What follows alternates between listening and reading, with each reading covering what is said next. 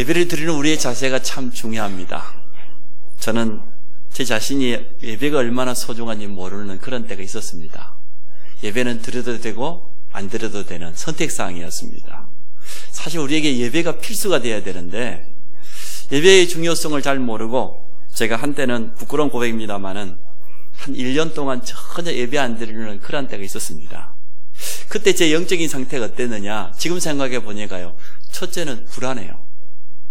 하나님 살아계신 분명히 믿었거든요.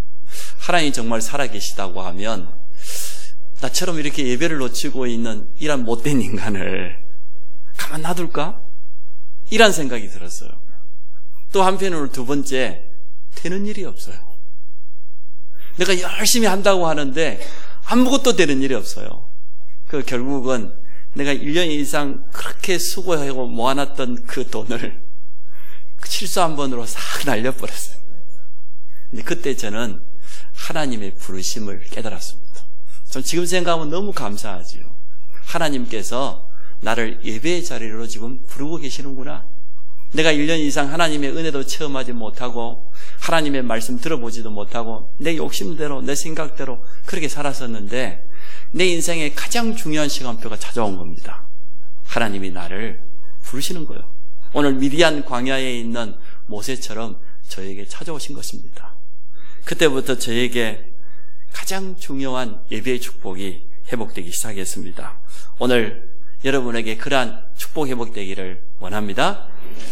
만약에 제가 전혀 예배도 안 드리고 하나님의 은혜도 체험하지 못하는데 불안함도 없고 그냥 뭐 세상이 좋고 또 내가 하는 일들이 너무나 잘 되었다고 하면은 어떻게 되었겠습니까?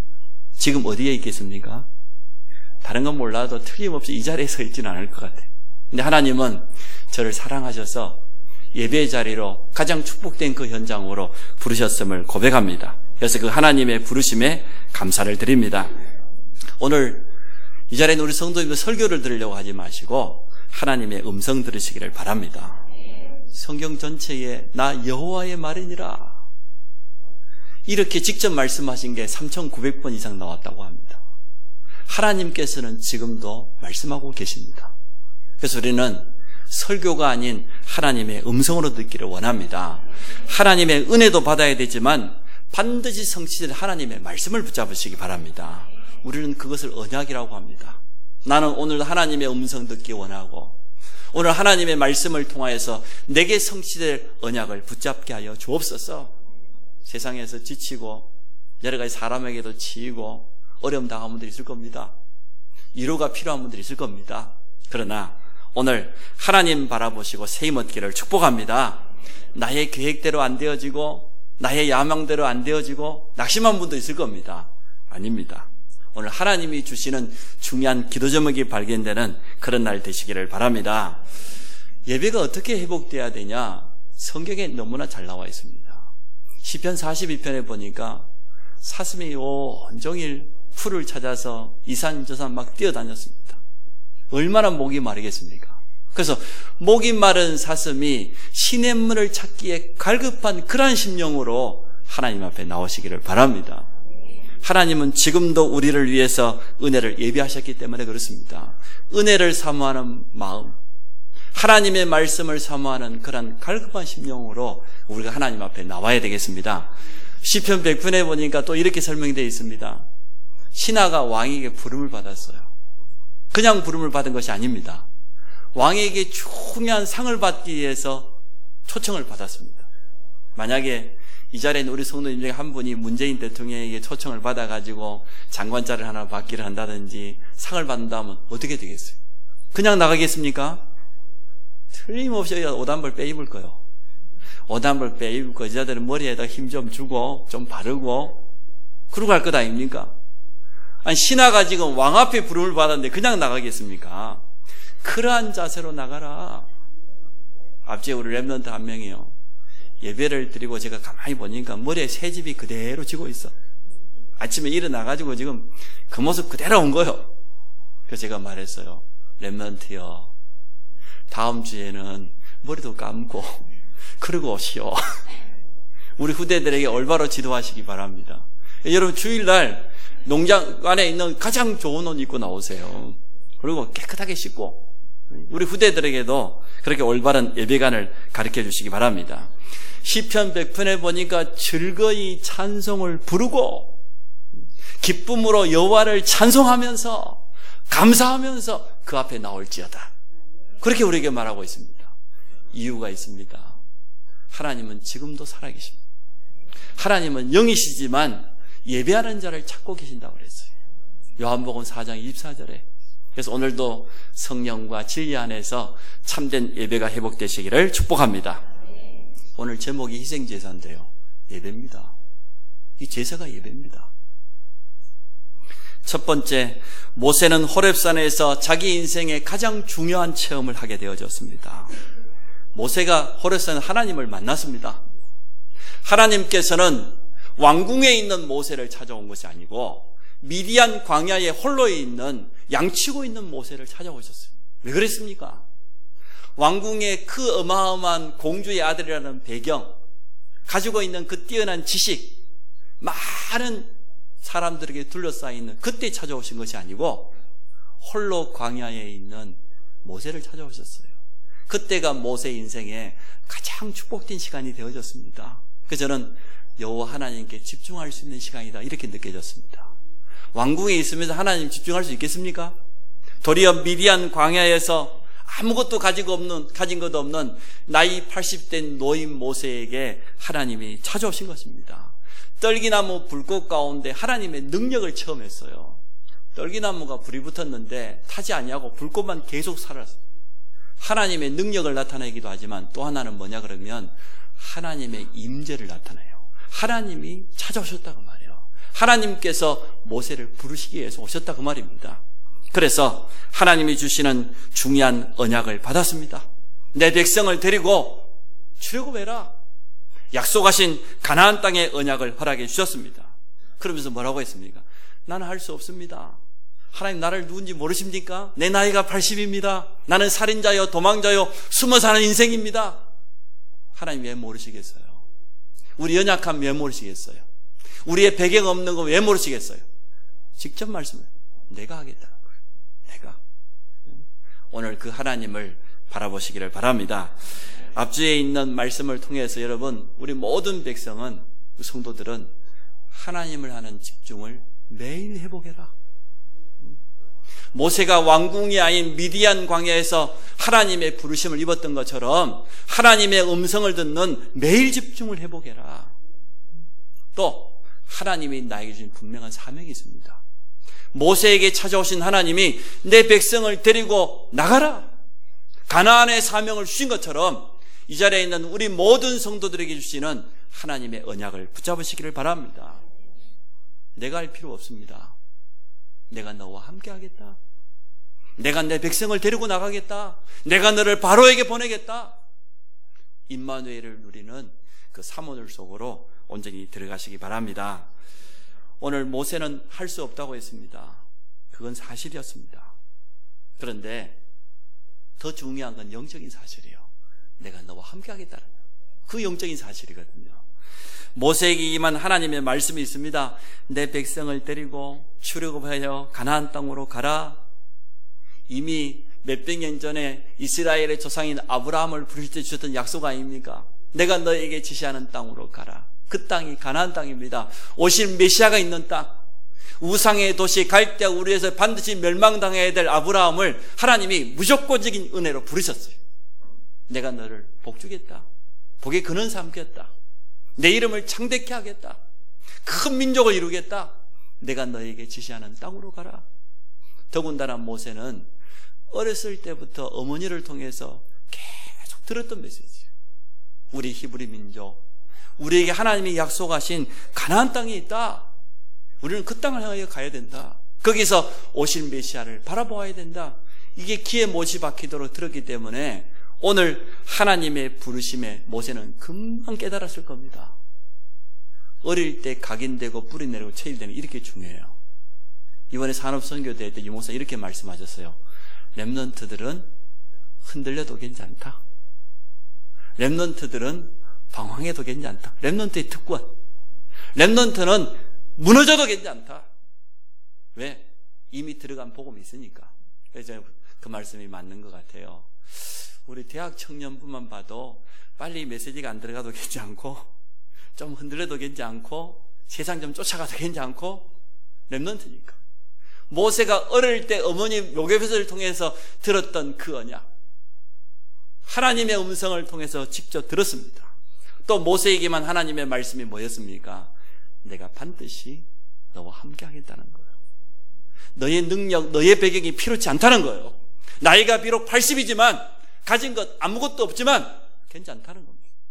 오늘 이 하나님의 음성을 들으시기를 바랍니다. 언약만 붙잡으면 성취는 누가 하십니까? 아멘. 하나님께서 하십니다. 예레미야 33장을 보십시오. 이 일을 행하시는 분이 하나님이에요. 그 일을 지어서 성취하시는 분이 하나님이에요. 너는 내게 부르짖기만 하면, 언약만 붙잡으면 하나님이 이루실 줄로 믿습니다. 모세처럼 분명한 언약을 붙잡으시기 바랍니다.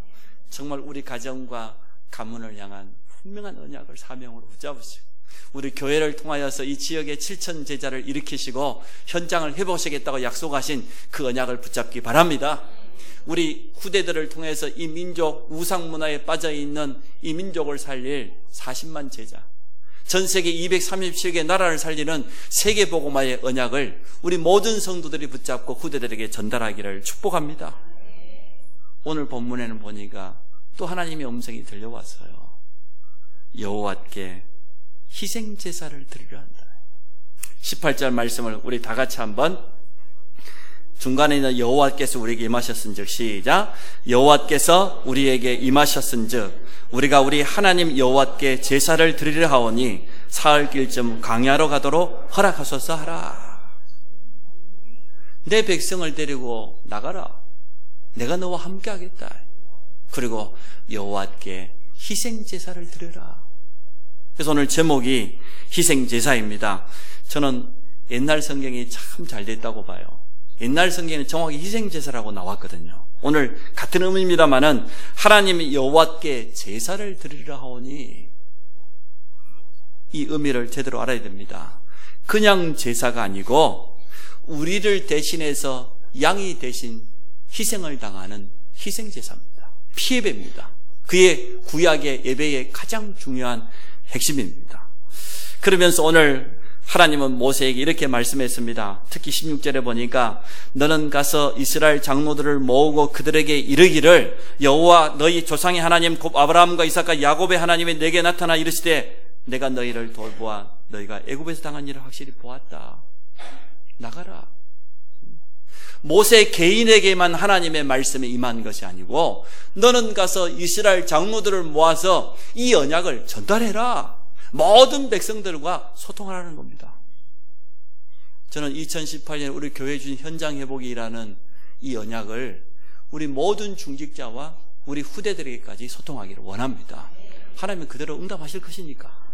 3가지 미션을 가지고 제가 이번에 대신방을 준비하고 있습니다. 모든 성도들 가정을 찾아가서 어떻게 현장 회복할 것인지, 어떻게 3가지 미션을 가지고 기도하고 도전하고 있는지 제가 여러분에게 기도 제목을 받을 겁니다. 제가 여러분에게 기도 제목을 드리는 것이 아니고, 이번에 대신방은 여러분이 가지고 있는 현장 회복과 3가지 미션에 대한 기도 제목을 저에게 알려주셔야 됩니다. 지금부터 기도하면서 준비하시기를 바랍니다. 중직자들은 모든 성도들, 모든 렘넌트와 말씀이 통해야 돼요. 소통되어야 돼요. 우리 교회의 전도와 선교의 방향을 모든 성도에게 전달해 줘야 돼요. 후대들과도 소통해야 돼요. 이란 원네스 되는 축복이 있기를 주의 이름으로 축원합니다. 오늘 2번째, 왜 희생제사입니까? 오늘 제목이 희생제사인데요. 창세기 3장 문제를 우리가 근본 문제라고 하잖아요. 하나님을 떠난 이 근본 문제에 찾아온 결과가 어떻게 됩니까? 네가 하나님처럼 될 것이다. 창세기 3장에 이 뱀소에 들어간 사단이 유혹하는 거 보세요.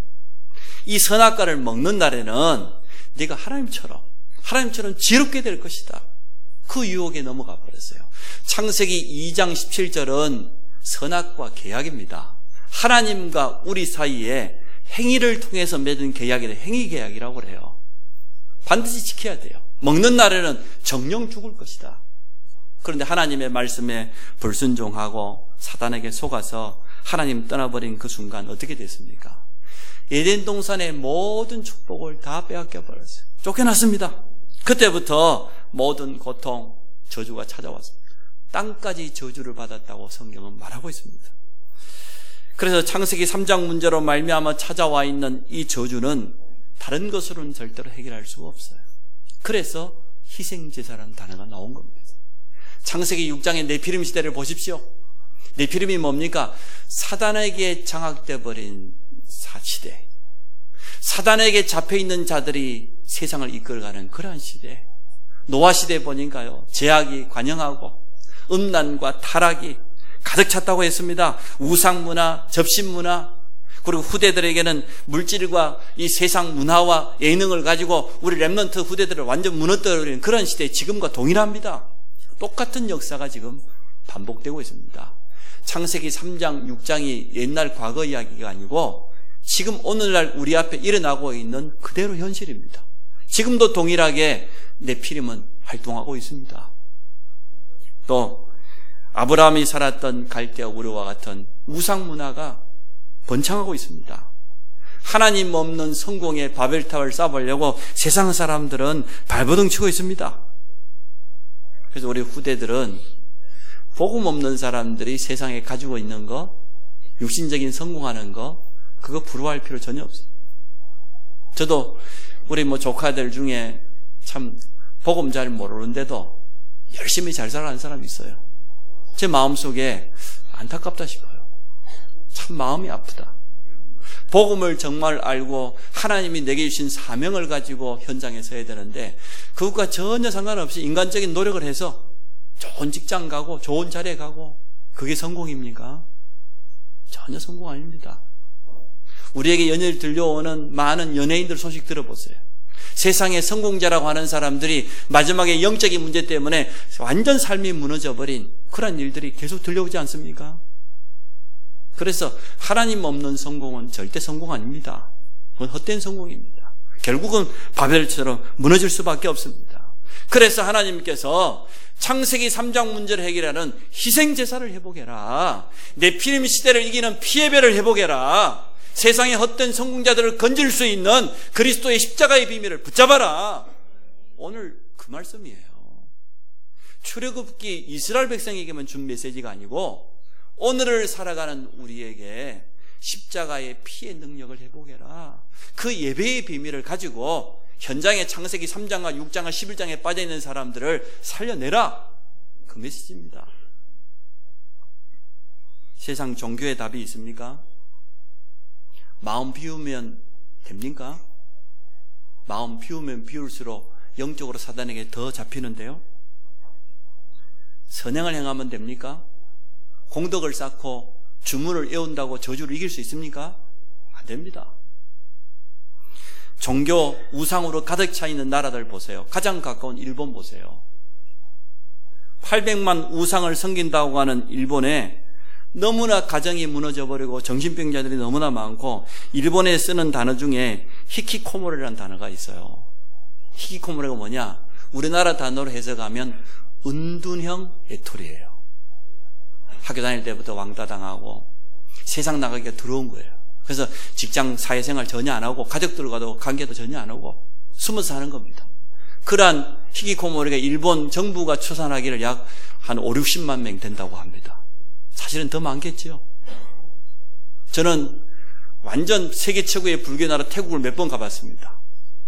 그 나라가 얼마나 어려움 당하고 있는지, 특히 후대들이 얼마나 어려움 당하고 있는지, 아시아의 최고의 음란 산업 완전 타락해버렸어요. 딸들이 창녀가 되어가지고 몸 팔아가지고 번 돈 가지고 부모를 부양해요. 근데 부모는 전혀 부끄럽게 생각 안 해요. 딸도 부끄럽게 생각 안 해요. 그게 불교 나라가 하고 있는 짓입니다. 그래서 계속해서 아시아에서 최고 에이즈가 번창하고 퍼져나가는 나라가 되어버렸어요. 아니, 전 세계 최고 종교 나라들이, 우상 숭배하는 나라들이 그렇게 완전 망해버렸어요. 일본이 제3의 경제대국이라고 합니다만은 맞습니까? 제가 보기엔 그렇지 않아요. 가정이 무너지고 후대가 무너지는데, 정신병자가 급증하고 있는데, 희생제사라고 하는 이 단어를 오늘 깨닫게 된다고 하면 우리 가정에 찾아온 문제라 할지라도 오늘 해결될 것을 믿으시기 바랍니다. 오늘 메시지 잘 들으셔야 돼요. 너무나 중요한 말씀입니다. 무속, 역술인들 더 깊은 영적인 문제와 혼란만 가중시켜요. 근데 왜 무속인을 찾아가느냐? 왜 역술인들이 지금 돈 잘 벌고 있냐면 자꾸 사람들이 가기 때문이에요. 왜 갑니까? 불안한데, 답답한데, 답을 주는 사람이 없으니까. 오늘 이 자리에 있는 우리 모든 성도들이 일어나서 현장에 답을 주시기를 축복합니다. 전도자로 서시기를 바랍니다. 내 현장에 있는 사람들이 답이 없어서 방황하고 있는데 그들에게 내가 만난 예수 그리스도 이 생명의 복음을 증거하는 증인으로 나를 사용하여 주옵소서. 3단체 보세요. 프리메이슨, 뉴에이즈, 유대인, 전 세계 경제를 다 장악했어요. 경제만 장악한 게 아니고 지식인들, 후대들을, 문화를, 예능을 가지고 완전 장악해버렸어요. 이러한 시대를 우리가 살아가고 있습니다. 왜 그러냐? 희생제사의 주인공 되신 예수 그리스도의 복음이 올바로 현장에 전달되지 않았기 때문에 찾아오는 저주재앙을 이기지 못하고 결국은 유혹에 넘어가 있는 겁니다. 그래서 우리 교회는, 우리 다락방 전도운동은 여기에 대한 해답을 가지고 렘넌트 운동을 해야 된다. 후대를 키우지 않으면 안 된다. 전 세계에 찾아온 이 재앙을 막을 길은 오직 그리스도의 복음밖에 없다. 이런 결론이 나야 되는 겁니다. 희생제사란 무엇입니까? 성경 전체, 출애굽기 전체의 주제가 희생제사입니다. 구약 성경 전체의 주제가 오실 메시아 희생제사입니다. 가나안의 그 주인공, 하나님은 처음부터 창세기 3장 문제에 빠진 우리에게 복음을 주셨어요. 창세기 3장 15절에 여자의 후손, 그리고 21절에 보니까 가죽옷을 지어서 입혔다고 그랬어요.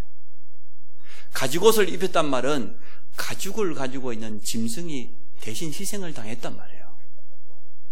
피에 배의 비밀이 아니고는 저주를 절대 이길 수 없어요. 피 흘림이 없이는 제사함이 없기 때문에. 그래서 범죄한 아담과 하와에게 가죽을 가지고 있는 짐승을 희생시키고 그 가죽을 취하여서 가죽옷을 입혔어요. 제가 생각할 때는 하나님이 아마 피가 철철 흐르는 그 가죽옷을 입혔지 않았을까 말이에요. 기억하라고. 너를 대신해서 희생당한 짐승이 있음을 기억하라고. 그게 희생제사입니다. 오늘 출애굽기에 나와 있는 주제처럼 6월절 어린 양의 피를 바른 날 애굽에 노예된 이 저주에서 완전 빠져나왔어요. 어린 양을 잡아가지고 희생당한 그 어린 양의 피를 문설주에 발랐는데 6월절이 뭡니까? 패스오버입니다. 지나가 버렸어요. 뭐가 지나갔습니까? 저주가 들어오지 못했습니다. 죽음의 사자가 틈타지 못했습니다. 예수 그리스도의 십자가의 피의 비밀을 가진 여러분에게 있는 모든 저주가 떠난 걸 믿으시기 바랍니다. 성경은 분명히 약속하고 있습니다. 그리스도 예수 안에 있는 생명의 성령의 법이 너를 죄와 사망의 법에서 해방하였느니라. 그게 희생제사예요. 희생제사의 실체가 바로 예수 그리스도와 십자가입니다. 자, 세 번째, 희생제사의 비밀을 정말로 깨닫게 된다면 어떤 일이 일어나겠습니까? 오늘 주인공 모세를 보세요. 모세가 나이 80 되었지요. 아무 배경 없습니다. 힘도 다 빠졌습니다. 그런데 이 한 가지 언약 붙잡았어요. 여호와께 희생을 드리려 하오니. 희생제사라고 하는 이 언약을 붙잡고 모세가 나아갔는데 어떤 일이 일어났습니까? 그 강한 애굽의 바로왕이 손들었어요. 애굽의 10가지 그 강한 우상들이 모세의 발걸음 앞에 다 무너진 줄을 믿습니다. 오늘 우리가 이 언약 붙잡고 나아간다고 하면 세상이 아무리 강하다 할지라도, 종교 우상이 아무리 번창할다 할지라도 예수 그리스도 이름 앞에 무릎 꿇게 되어질 겁니다. 모든 이름이 무릎 꿇을 수밖에 있는 이름은 예수 그리스도 한 분밖에 없습니다. 그래서 오늘 희생제사라고 하는 이 한 단어를 깊이 깨달아야 돼요. 왜 희생제사의 주인공이 예수 그리스도란 말이에요. 예수 그리스도의 십자가의 피의 능력이 어떠한가를 사실적으로 여러분 체험하시기를 바랍니다. 6월절 양의 피 바른 날 모든 저주가 떠나갔던 것처럼 오늘 우리 배후에 모든 어둠의 권세가 무너지는 그런 증거가 찾아올 겁니다. 저는 실제로 체험했습니다. 우리 가정에 있었던 그 저주, 재앙, 불신자가 당한다는 12가지 재앙 가운데 우리 가정 가문이 그대로 노출되어 있었는데 아무것도 하지 않았어요. 할 게 뭐 있으면 내 능력이 안 되는데 오직 그리스도와 언약만 붙잡았어요. 하나님, 우리 가정과 가문의 모든 저주를 예수 그리스도 이름으로 완전 묶어 주옵소서. 그리고 이 저주의 통로를 그리스도 이름으로 완전 막아 주옵소서. 흑암 세력이 완전 떠나가도록. 귀신 섬기는 제사 문화, 우상 문화 말이에요. 우리 가정 가문에 찾아와 있는 그 정신 문제, 육신의 질병, 후대들에게 찾아오는 저주, 막을 수 있는 길은 오직 예수 그리스도 이름밖에 없기 때문에 그 이름 가지고 계속 기도했어요. 할 게 그거밖에 없으니까. 시간이 지나면서 내 자신이 분명히 느끼도록 증거가 왔어요. 야, 예수 그리스도 이름 앞에 흑암이 무너지는구나. 저주가 떠나가는구나. 닫힌 문이 열리는구나. 이런 시간이 찾아왔어요. 당연히 가서 나와 함께 하시는 그리스도를 말할 수밖에 없어요. 여러분, 이러한 증인으로 서시기를 바랍니다. 오늘 모세가 가는 발걸음 위에 홍해가 갈라졌습니다. 광야를 길을 지난 중에 새 절기의 축복이 찾아왔습니다. 우리 렘넌트들이 이 언약을 어렸을 때부터 각인하기를 원합니다. 6월절 양의 피 바른 날 구원받았다고 하는 이 구원의 비밀, 오순절날 성령 충만함의 그 비밀, 수장절 천국 배경, 천국 백성의 그 축복을 우리 후대들이 어렸을 때부터 온전히 체험하기를 원합니다. 지금도 동일하게 역사를 일어납니다. 십자가에서 모든 문제를 해결하신 부활하신 주님이 우리와 함께 하시기 때문에 이 언약 붙잡고 나아가는 우리 성도들의 모든 발걸음에 희생제사의 능력이 나타날 줄 믿습니다. 저는 그 응답을 누리기를 원합니다. 그것도 우리 모든 성도들과 함께 누리기를 원합니다. 반드시 우리 성도들이 오늘 이 메시지를 깨닫고 나가면요, 우리 가는 곳에 사단의 활동과 권세가 무너집니다. 속이는 사단의 활동, 하나 되지 못하게 하는 이 흑암 세력, 종교를 가지고, 우상을 가지고 세상 사람들을 유혹하고 있고 많은 질병과 문제 속에 빠져있는 그런 사람들을 살리는 역사가 시작될 줄로 믿습니다. 가는 곳마다 만나는 대상자들에게 있는 모든 저주 재앙이 떠나가는 그 비밀이 십자가의 능력을 통해서 임하게 되어질 겁니다. 저는 참 감사하게 생각하는 것이 우리 장로님들이 어떤 일이 있어도 전혀 흔들리지 않잖아요. 교회 안에 여러 일이 있고 가정 안에도 일이 있고 또 본인에게도 이런 일이 찾아오고, 그런데도 이 언약 붙잡고 교회를 섬기고 저를 돕는 일에 딱 하나 돼가지고요, 지금까지 한결같은 모습으로 달려온 걸 생각하면 너무 감사해요. 그게 우리 교회의 가장 큰 축복이라고 저는 생각해요. 또 우리 모든 성도들이 자신에 있는 현장에서 그리스도의 언약을 가지고 지속적으로 영적인 싸움하고 생각하면 너무 감사해요. 틀림없이 본인에게도 영적인 문제가 많이 있는데, 가정에도 사실은 부끄러운 과거에 많은 아픔, 상처들이 있는데, 그것과 상관없이 예수 그리스도의 이 복음의 비밀과 함께 전도와 선교 후대라고 하는 우리 미래의 방향을 가지고 소통하면서 흔들림 없이 오는 거 보면서요, 너무 감사해요. 새 가족은 흔들려도 괜찮아요. 문제될 거 없어. 렘넌트들은 어렸을 때 복음 들어가기 때문에 세상 나가도 괜찮아. 또 돌아오게 돼 있으니까. 그래서 오늘 길을 못 찾고 방황하고 있는 현장에 있는 사람들에게 해답 주는 자로 서시기를 바랍니다. 우리가 눈을 조금만 열어서 현장 쳐다보면 답 없습니다. 밖으로 나올 때는 꾸미고 나오기 때문에 아무 문제 없는 것처럼 웃고 나오지만 사실은요, 속은 어떻게 돼 있을까요? 문드러졌어요. 사실은 여러 가지 문제 가운데서요, 어디 털어놓을 데도 없고 말이에요. 너무 답답해야 합니다. 그들 앞에 우리가 조금만 진실된 마음으로 다가선다고 하면 틀림없이 희생제사의 주인공인 그리스도를 증가하는 그 시간표가 찾아오게 될 겁니다. 그런 응답을 이번 한 주간도 누리시기를 바랍니다. 이 비밀을 지속적으로 누린다고 하면 제일 먼저 내 개인에게 증거와, 내 개인이 가지고 있던 연약한 부분, 질병, 가난, 무능, 무기력, 내가 가지고 있던 상처, 과거에 매몰려 있었던 거, 우리 가문의 대물림 다 떠나간 줄 여러분 믿으시기를 바랍니다. 이번 한 주간에 여러분이요, 내 개인이 이 복음으로 완전 회복되는 그 응답을 체험하시기를 바랍니다. 우리 가정, 가문에 문제 있지 않습니까? 가족들 건드리지 마세요. 가만 놔두세요. 가만 놔두고 여러분이 희생제사의 증후된 그리스도 이름을 부르시길 바랍니다. 복음을 더 깊이 누리시기 바랍니다. 복음 집중 속으로 들어가시기 바랍니다. 일은 누가 행하신다고요? 하나님 행하시되 괜히 건드려봐야 도움 안 되니까 가만 놔두세요. 가만 놔두고 나는 오직 복음 누리고, 언약이 분명하니까, 하나님 내게 사명이 분명히 있으니까 현장 문제가 해결될 겁니다. 한 가지만 모르고 있습니다. 가장 중요한 영적인 문제만 모르고 있습니다. 해답 대신 그리스도만 모르고 있습니다. 결론을 간단하게 맺겠습니다. 사단은 이 사실만 모르기를 원합니다. 성경을 보면서도 그 속에 있는 주인공, 희생제사, 그 주인공으로서 예수 그리스도, 이 사실만 모르기를 원합니다. 그래서 오늘 결론적으로 여러분 가슴속에 딱 담아요. 희생제사의 주인공이 예수 그리스도다. 그의 십자가의 보혈이 참된 희생이다 말. 우리를 위해서 모든 것을 다 내어주셨습니다. 십자가에서 고백하셨어요. 다 이루었다고. 창세기 3장 15절과 21절에 있는 그 희생제사. 노아가 네피림 시대를 이기고 하나님께 단을 쌓았던 것처럼 아브라함이 단을 쌓았다 그 말이 뭔 말입니까? 희생제사를 드렸다 그 말입니다. 모리아 산에서 이삭이 자기가 죽어야 되는데 자기를 대신 하나님 수양을, 희생제물을 준비해 놓으셨어요. 6월절 양의 피가 뭐냐? 희생제사. 그 주인공이신 그리스도께서 우리를 위해 십자가에서 피 흘려서 다 끝내버렸다. 그러면 구약은 예언입니다. 구약은 그림자입니다. 오실 메시아예요. 아직 오시지도 않았어요.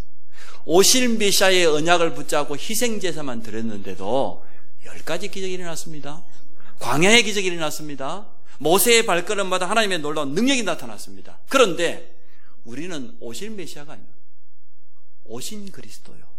성취된 그리스도요. 그렇다고 하면 오늘 우리가 받은 축복이 얼마나 큽니까? 이번 한 주간 동안 이 응답을 그대로 누리시기를 바랍니다. 그래서 가는 곳마다 희생제사의 실체 되시는 예수 그리스도로 말미암아 현장에 하나님의 나라가 임하고 저주재앙에 빠진 자를 살리는 증인 되시기를 주의 이름으로 축복합니다. 살아계신 하나님 감사합니다. 희생제사의 주인공으로 오신 주 예수 그리스도를 찬양합니다. 오늘 모세가 이 언약을 붙잡고 모든 이스라엘의 장로와 백성들에게 전달했을 때 6월절에 기적이 나타났던 것처럼 우리 모든 성도들이 이 언약 붙잡고 현장에 갈 때에 저주가 무너지며 사단의 활동이 끊어지며 하나님의 나라가 임하는 확실한 증거를 얻게 될 줄로 믿습니다. 우리 개인에게 있었던 모든 무덤과 상처가 연약함이 치유되게 하시며 우리 가문에 찾아와 있는 모든 영적인 문제가 예수 이름으로 떠나가게 하시며 현장에 답이 없어 방황하는 자들을 살리는 전도자로 서도록 축복하여 주옵소서. 예수 그리스도 이름으로 기도합니다.